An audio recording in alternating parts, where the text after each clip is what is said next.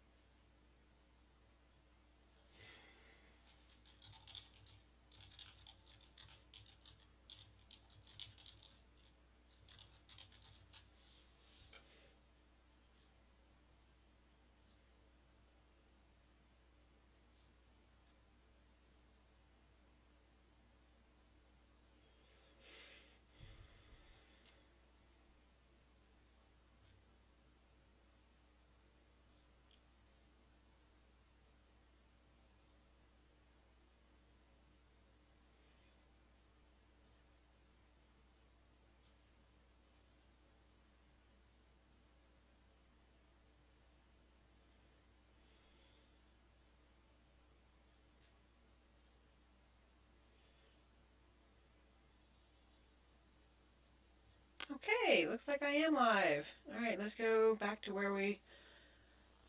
President Biden here. All right, I've got somebody on here, Lieutenant Adam Baum. Yeah, let's listen to what Biden has to say. It's no doubt not going to be good. Independent states. And he bizarrely asserted that these regions are no longer part of Ukraine and their sovereign territory. To put it simply, Russia just announced that it is carving out a big chunk of Ukraine. Last night, Putin authorized Russian forces to deploy into these regions. Today, he asserted that these regions are actually extend deeper than the two areas he recognized, claiming large areas currently under the jurisdiction of the Ukrainian government. He's setting up a rationale to take more territory by force, in my view. And if we listened to his speech last night, and many of you did, I know, he's setting up a rationale to go much further. This is the beginning of a Russian invasion of Ukraine, as he indicated and asked permission to be able to do from his Duma. So let's begin to. I'm going to begin to impose sanctions in response far beyond the steps we and our allies and partners implemented in 2014. And if Russia goes further with this invasion, we stand prepared to go further as with sanctions. Who in the Lord's name does Putin think gives him the right to declare new so-called countries on territory that belongs to his neighbors? This is a flagrant violation of international law and it demands a firm response from the international community. Over the last few months, we've coordinated closely with our NATO allies and partners in Europe and around the world to prepare that response. We've said all along, and I've told Putin to his face more than a month ago, that we would act together. And the moment Russia moved against Ukraine, Russia has now undeniably moved against Ukraine by declaring these independent states. So today, I'm announcing the first tranche of sanctions to impose costs on Russia in response to their actions this year. These have been closely coordinated with our allies and partners and will continue to escalate sanctions if Russia escalates. We're implementing full blocking sanctions on two large Russian financial institutions, VEB and their military bank. We're implementing comprehensive sanctions on Russia's sovereign debt. Can't even say That means comprehensive cut off sanctions. Russian government from Western financing. It can no longer raise money from the West and cannot trade in its new debt on our markets or European markets either. Starting tomorrow and continuing in the days ahead, we'll also impose sanctions on Russia's elites and their family members. They share in the corrupt gains of the Kremlin policies and should share in the pain as well. Because of Russia's actions, we've worked with Germany to ensure Nord Stream 2 will not, as I promised, will not move forward. He's the one who let them As Russia get it contemplates this its far next along. move, we have our next move prepared as well. Russia will pay an even steeper price if it continues its aggression, including additional sanctions. The United Trump States stopped will that continue to provide pipeline defensive assistance to back in Ukraine 2017. and will continue to reinforce and reassure our NATO allies. Today, in response to Russia's admission that it will not withdraw its forces from Belarus, I have authorized additional movements of U.S. forces and equipment already stationed in Europe to strengthen our Baltic allies, Estonia, Latvia, and Lithuania. Let me be clear, these are totally defensive moves on our part. we have no intention of fighting Russia. We want to send an unmistakable message that the United States, together with our allies, will defend every inch of NATO territory and abide by the commitments we made to NATO. We still believe that Russia is poised to go much further in launching a massive military attack against Ukraine. Hope I'm wrong about that. Hope we're wrong about that. But Russia has only escalated its threat against the rest of Ukrainian territory, including major cities and including the capital city of Kyiv. There are still well over 150,000 Russian troops surrounding Ukraine. And as I said, Russian forces remain positioned in Belarus to attack Ukraine from the north, including warplanes and offensive missile systems. Russia's moved troops closer to Ukraine. Remember that dislike button? That still gets recorded. Vessels are maneuvering in the Black Sea. Hit that dislike button. South, including amphibious assault ships, missile cruisers, and Not on my video, the White House video. You don't need blood unless you plan on starting a war. Over the last few days, we've seen much of the playbook that Secretary Blinken laid out last week in the United Nations Security Council come to pass. A major increase in military provocations and false flag events along the line of contact in the Donbass. Dramatically staged, conveniently on-camera meeting of Putin's Security Council to grandstand for the Russian public.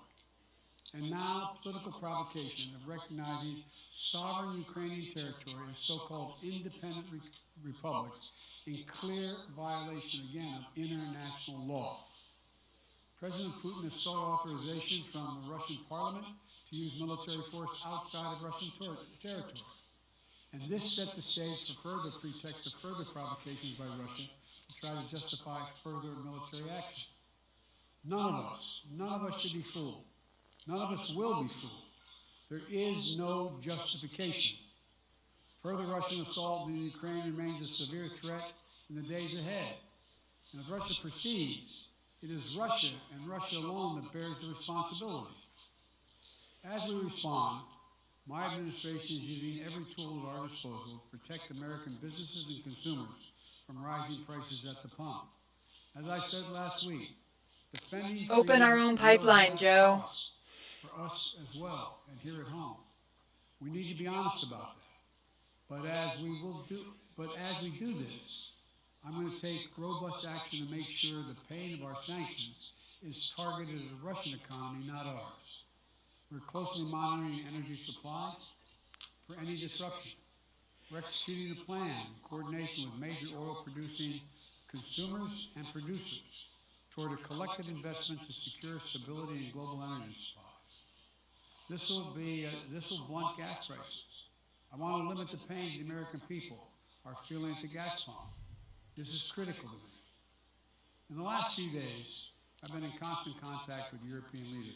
We're up to about $5 a gallon here in California. Thanks, Joe. Vice President Harris met in person with the leaders in Germany over the weekend at the Munich conference, including President Zelensky. At every step, we have shown the United States and our allies and partners are working in unison, which he hasn't been counting on, Mr. Putin. We're united in our support of Ukraine. We are united in our opposition to Russian aggression. And we're united in our resolve to defend our NATO alliance.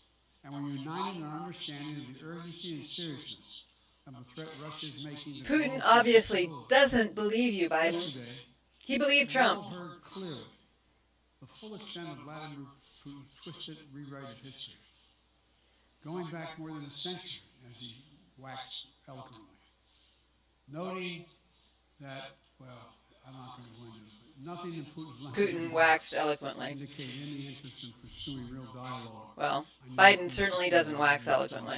2022. He directly attacked Ukraine's right to exist. He indirectly threatened territory formerly held by Russia, including nations that today are thriving democracies and members of NATO. He explicitly threatened war unless his extreme demands were met. And there is no question that Russia is the aggressor.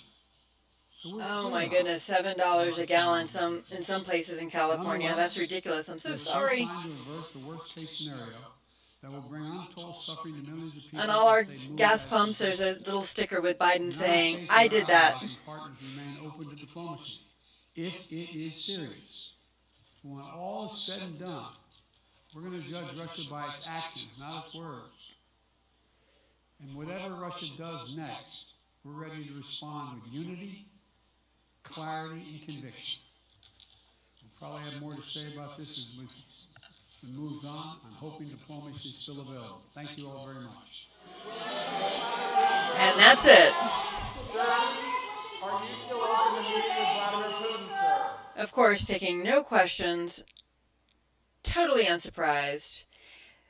In order to build up the number of people that were watching on this channel right now, it looks like it was like 12,000. It was up to as much as 33,000 concurrent people watching, but they had it on for like 90 minutes.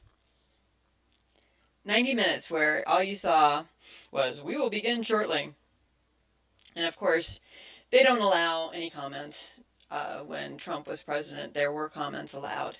And I honestly believe that the reason why YouTube disabled the views for the dislikes was because of the horrible ratios that Biden was getting. And there is an extension you can get for Chrome, and that's what I put on here. So that's why you can see how many dislikes there are. But yeah, it's absolutely, nobody likes this guy. And Putin is not afraid of him at all. So not surprised at all that he chose a time when the Democrats were in charge to go ahead and get some more land. They went after Crimea, of course, when Biden's boss was in charge. And, he basically got away with it. I don't recall really much of anything happening to them. And now that they're trying to be a lifeline for natural gas for Europe, Germany sat out a vote to condemn this because Germany is depending on that natural gas with that Nord Stream pipeline that Biden was talking about stopping, which of course Trump did stop. So Washington State's at 410. Yeah, over on the East Coast, it's not as bad either. Why is Washington State so low though? That's I would love to pay only $4.10. We're like $4.99 at Chevron here. You can find some places maybe about $4.50, but this is absolutely ridiculous. I have family in the Ukraine. My family came from, my mom's side came from Poland and in the Ukraine, and so yeah, I'm sure I've got second cousins that are living through this, and please pray for those people out there that they're getting caught in our government's ineptitude. I honestly do not believe that this invasion would be happening if Trump were still in charge. And of course, they're saying it's not an invasion, that this is just, he's being invited in by the separatists, that he signed a treaty with recognizing their sovereignty, their independence. That would be kind of like, I don't know, the UP of Michigan deciding that they wanted to be part of Canada. And then Canada saying, yes, we recognize the Upper Peninsulas of Michigan's independence, and we're going to go ahead and build some forts down there just to make sure that they can stay independent from the rest of the United States. And on paper, of course, the UP of Peninsula of Michigan, they can go into Canada and they can build forts over in Canada, because that's basically what this treaty that Putin signed with these two separatist regions. So I don't know if you take a look at a map. Let me see if I can find a map real quick of this.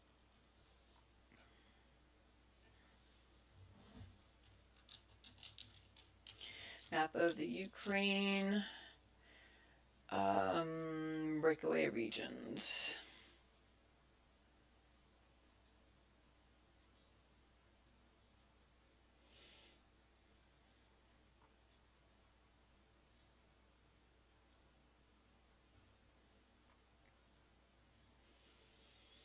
Okay, so we have Crimea here, and we have these, I think it was on either side of the Ukraine.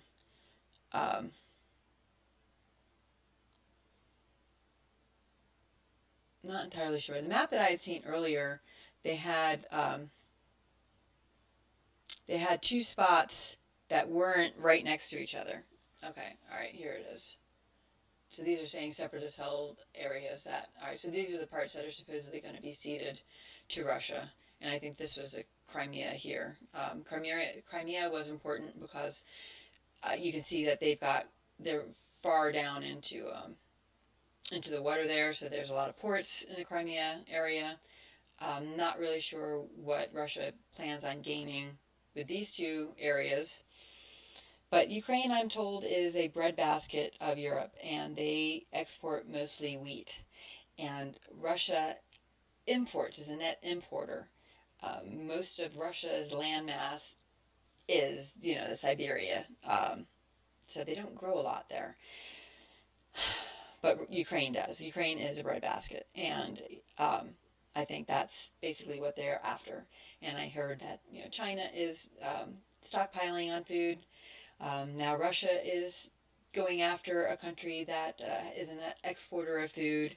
Why is food so important to Russia and China right now? Do they have designs beyond Ukraine? Does China have designs beyond Taiwan? I don't know, but it's scary, and I really don't like the fact that we've got Biden in office right now. So, so please pray. And I have had people comment. I made a video yesterday about the Trump convoy is going to be leaving from Adelanto Stadium in California tomorrow. I'm going to be there. This live stream here is just kind of like a practice. I didn't announce it because I really kind of need to brush up on my own YouTubing skills here. So thank you for bearing with me, any of you that are still watching. But I got a comment on that video saying that, why are we messing more with the supply chains? We've already have issues with stores not being fully stocked. Why are we messing with this at a moment when we need all the supplies we can get if we're going to be participating at all in this Ukraine nonsense? Well, first of all, I don't think we should be having boots on the ground under this president at all. I mean, Afghanistan totally proved that beyond a shadow of a doubt. He cannot be trusted to be our commander-in-chief and put our young men and women in danger in Eastern Europe. No. But in terms of like the supply chains, I think that, we're already hurting, obviously. And the reason why we're hurting is because America right now has been chronically unemployed for months because they already have the mandate saying that they don't want people who don't have certain procedures done to be employed. And unless they, gets to a certain breaking point that might be brought along by these convoys, then things will never get any better. It'll just continue to get worse. So I'm hoping I do support these convoys so long as they remain peaceful, and everything that I've heard says that they do plan on being peaceful. If people are a little inconvenienced from going to work or a little inconvenienced not getting things at the store, well, I've been saying since I started my channel back in July last year that you need to be prepared, that prepping is politics. You need to make sure you've got enough food on hand in case anything were to happen. And that's not just geopolitics, but it's also what happens if you have a snowstorm, you have an ice storm, you have a hurricane.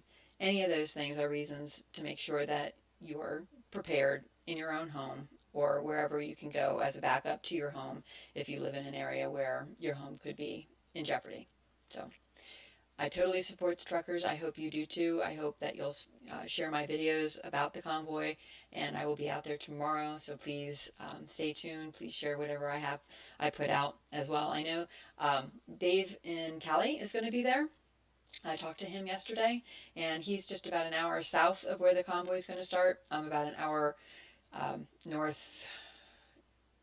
of where the convoy starts, hour and a half. Also, I just heard that the Economic Ninja is making a road trip to join us. Now, he still had the information that it was starting in Barstow. I did comment on his channel. It's not going to be Barstow. It's going to be Adelanto and Stadium, but I'm sure he's a smart guy. He'll check out the source's website, which is where it says Adelanto. But just in case, go on over to Economic Ninja and make sure you're typing in Adelanto Stadium, not Barstow. Of course, if he goes there, it's just on the way, so he'll see nothing's there and just keep on going, I hope. But anyhow, let me take a look at what kind of comments that we may have here. I'm just so pleased that I've gotten so many comments. It really helps the algorithm. The more people that like and subscribe and comment, it just makes YouTube show the video that much more. And anyhow, so WS is going to be moving out of Washington State. Don't blame you. The only reason why we're in California is my husband's job brought him here, but it's really his folks are here, his family's here, and my folks are in Maryland, which, even though it supposedly has a Republican governor, is pretty much a Democrat stronghold as well. But anyhow, we're going to be here for the time being. Too difficult to move at this point. So pray for us. I really want us to fight, though, for, fight peacefully in terms of at the voting booth and being involved in our politics to try and switch things up. California, I hope, is not beyond hope. I hope that that people will see, Gavin Newsom's overreach is just a step too far. And I think that if Trump spent some time here and did some rallies, I think that it would be impossible to ignore how many conservatives are out here in California. And Catherine says, America must be needing some cash flow since they're out of the Afghanistan war. Yes, there are so many kickbacks. I don't doubt it with the defense industry. That they need to have something going on. They need to have some reason to they got to have a conflict somewhere. Otherwise, they're concerned their contracts may be canceled. Okay, well, purpose for the live stream was really just to kind of test out my system here again. I plan on doing some live streaming from my phone, and also some more in-depth things that I will be putting out tomorrow and the next day from the kickoff of the People's Convoy, again in Adelanto, California. And if you are anywhere in the vicinity, please, please, please come on down. 10 o'clock is when they're going to start with speakers, including the lead pastor from Godspeak Church that's based out here in California. And so about an hour of pep talk, and then at 11 o'clock, the trucks are supposed to start rolling. So please keep everyone in your prayers for safety, and that everything remains peaceful, and that we do not allow violent people to be a part of this or to be any way associated with this movement. The moment that things turn ugly, we will lose the support of the American people. And right now, there's a survey about Canada, and I think that overwhelmingly people were in support of the truckers in Canada. Overall, I think it was like 78%, something like that. But when you looked at Democrats, it was 65% were in favor of Trudeau and the lockdowns and confiscating people's money without due process. So we've got to make sure we keep this peaceful, because if we don't, then we're going to lose all headwinds going into the midterm elections. So anyhow, God bless, and I will talk to you next time.